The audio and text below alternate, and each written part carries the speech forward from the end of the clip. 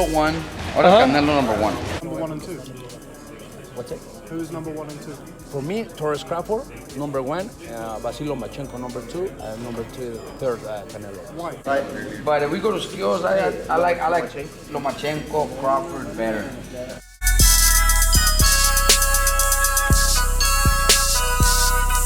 Obviously shared the ring with Anthony Joshua. You know Tyson Fury well, having just watched him. How do you think a fight like that goes? Go on, be honest. Yeah, I'll be honest. Listen, I think it'll be a great fight. I think it's a fight that we should make happen.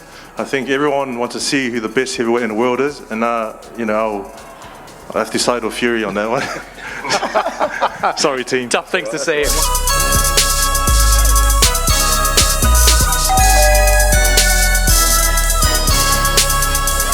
I like to say I appreciate all the comments on my videos, and most of them are pretty good. But we always have those fanboys, the real emotional fanboys, that can't win a debate to save their lives and try to pick on other people. So they start getting emotional with the name calling. I looked at my last video in the comments. It was 2 people picking on 1 person and still lost the debate. Props out to Miss Montez, stayed on topic, then used name calling and totally schooled them. Props out to you. I guess some of the men these days have menstrual cycles too.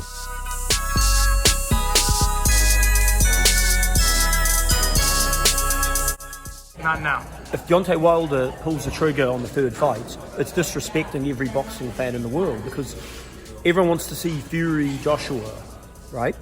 So Deontay should step aside, allow that to happen. He'll be paid good step aside money, could be one of his biggest paydays, and then go fight the winner. That would be the dignified thing to do. If he forces it, he's forcing the world to see a fight that they don't really want to see. For people who don't know David Higgins, he's a boxing promoter in New Zealand. He also managed boxers. He used to be the manager of Joseph Parker and Jeff Horn. Those are 2. Now, I know it's emotional Wilder fans out there. Don't kill the messenger. And I'm one of those guys that rather see Fury and Joshua fight for Undisputed. Then after that fight's settled, we can go back to Wilder versus Fury trilogy. That's all I'm going to say for right now. In other boxing news, WBO super middleweight champion Billy Joe Saunders, who's also undefeated, is supposed to be Canelo's next opponent. He gives Canelo high praise. He says Canelo's the best pound-for-pound fighter today, and I agree with him, but he says Canelo has peaked. We saw the best of Canelo already. And he also adds, we haven't seen the best Billy Joe Saunders yet. So in Billy Joe Saunders' opinion, he says we saw the best Canelo in the Golovkin fights, 1 and 2. Also, the Danny Jacobs fight. I have no problem with what Billy Joe Saunders said. He says Canelo's a complete fighter, a brilliant fighter.